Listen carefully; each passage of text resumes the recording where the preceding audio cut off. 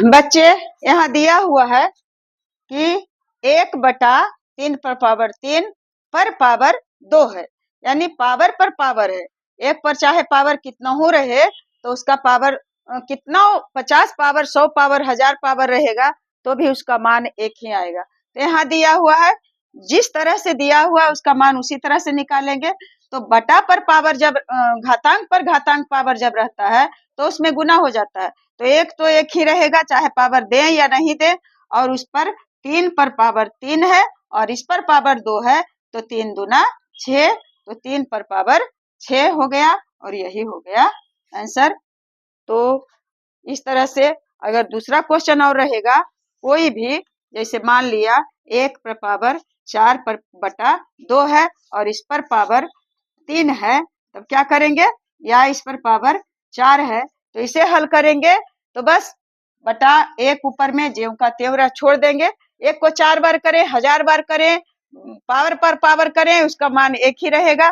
और 4 पर पावर 2 है, अगर उत्तर देना है घातांक के रूप में ही, धनात्मक घातांक के रूप में कह रहा है, तब इसे हल ज्यादा नहीं करना है। 4 है और 4 पर पावर 2 और ऊपर पावर 4 है तो 4 पर पावर 4 दूने 8 हो जाएगा और यही हो जाएगा आंसर। और अगर तीसरा है इसी तरह से, बस कोई भी डिफरेंस नहीं है।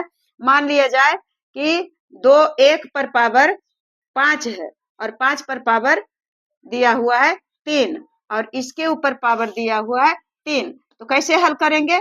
1 पर पावर 5 तो है ही और 3 में 3 से गुना करेंगे तो 3 तिया 9 हो जाएगा और यही हो जाएगा आंसर। तो एक क्वेश्चन आप लोगों के जिम्मे देती हूँ, अगर 1 पर पावर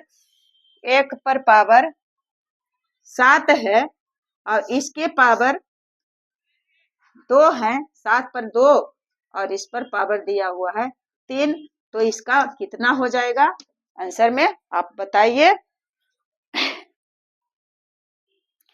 तो आप उसका आंसर नीचे में जो चौथा में है 1/7 पर पावर 2 पर पावर दिया हुआ है 3, तो उसी तरह से जैसे 3 क्वेश्चन बनाया हुआ है नीचे में पावर पर पावर जो है उसका गुना कर देंगे और वही आंसर हो जाएगा।